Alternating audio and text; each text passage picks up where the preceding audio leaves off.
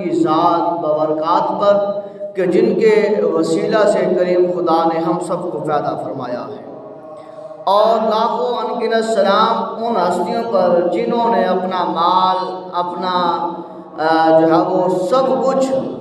امام الانبیاء صلی اللہ علیہ وسلم کے بتائے ہوئے طریقے پر دین کی عظمت اور بلندی کے لیے لٹا دیا، اور اس کے بعد دعا کو ہے کریم خدا کی پاک بارگاہ میں اللہ جل جلالہ ہم سب کے صغیرہ کبیرہ گناہوں کو معاف فرمائے اور ہم سب کی پریشانیوں کو دور فرمائے، اور جو مسلمان بیمار ہیں کریم شفا عطا فرمائے، جو بے اولاد ہیں کریم خدا انہیں نیک صالح اولاد عطا فرمائے، اور جو قرض دار ہیں کریم خدا انہیں قرضوں سے خلاصیاں عطا فرمائے۔ جمعۃ المبارک کا موضوع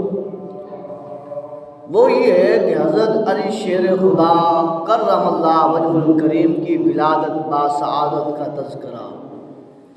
کہ حضرت علی شیر خدا کرم اللہ وجہ الکریم کی ولادت باسعادت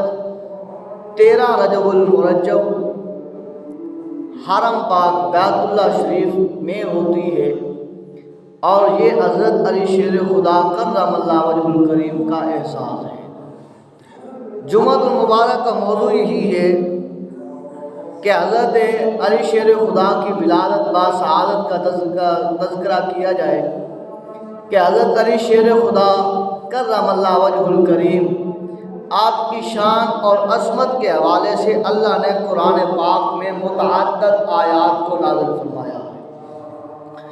فرمایا جاتا ہے کم و بیش 300 آیات مبارکہ اللہ تبارک و تعالیٰ نے قرآن پاک میں حضرت علی شیر خدا کرم اللہ وجہ الکریم کی شان، عظمت اور حوالے کے ساتھ کریم خدا نے نازل فرمائی ہے۔ یہ حضرت علی شیر خدا وہ ہیں جو کہ امام الانبیاء صلی اللہ علیہ وآلہ وسلم کے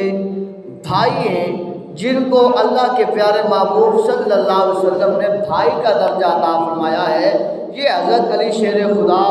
وہ ذات ہے۔ فرمایا جب آپ کی ولادت باسعادت کا وقت قریب ہوتا ہے،